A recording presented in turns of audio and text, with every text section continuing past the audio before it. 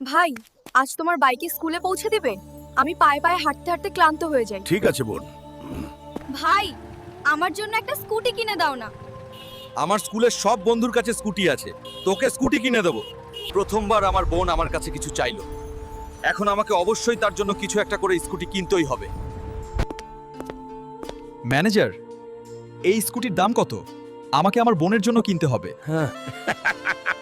আরে ভিক্ষুক কাপড় পরার সামর্থ্য নেই, আবার এখানে স্কুটি কিনতে এসছে। হে ম্যানেজার, মজা করিস না। আমি আমার বোনের জন্য সবকিছুই করতে পারি, এটা মনে রাখিস।